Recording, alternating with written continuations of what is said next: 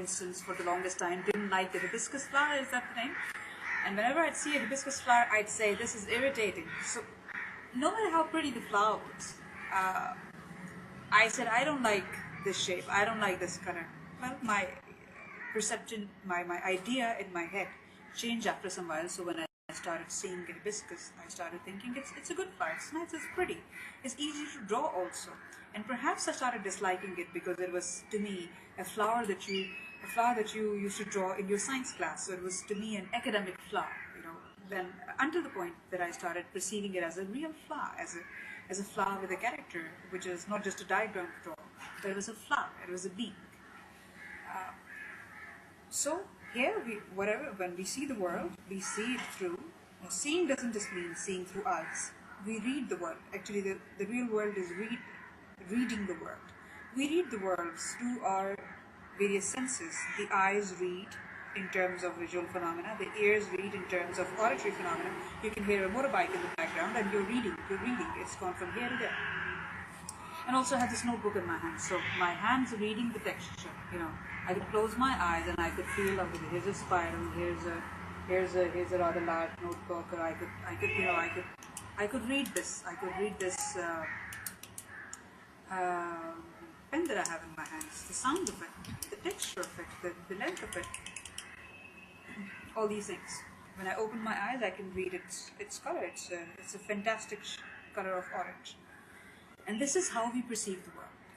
Now, if you notice, I just said it's a fantastic color of orange. I can tell you, when I was a child, I would consider this a horrendous, ugly pen, because that's how my brain formed.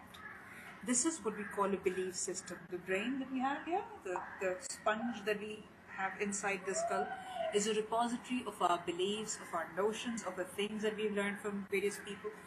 If somebody had told me when I was a child that this is toxic, we used to use fiber tip markers, and my parents used to say, don't put it in your mouth, it's toxic.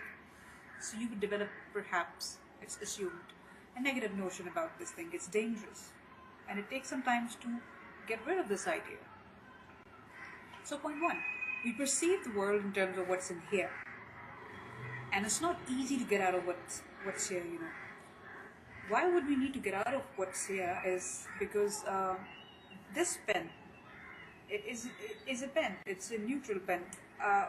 It should probably be judged on one quality. Does it write and well, or does it not write? If it doesn't have proper ink, if it doesn't work properly, then it's not a good pen. Whether we like its color or not, whether we like its design or not, is a matter of opinion of different people. All right. So if we want to look at this pen, we can say it's a beautiful pen or it's an ugly pen, and that's our opinion. But we must understand that it's our opinion.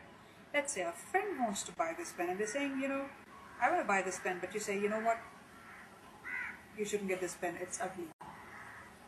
Or you know what, my colleague at work uses this pen, and his choice is absolutely horrendous. Well, that's his choice, and he considers it beautiful in his particular context, or she considers it beautiful, whatever.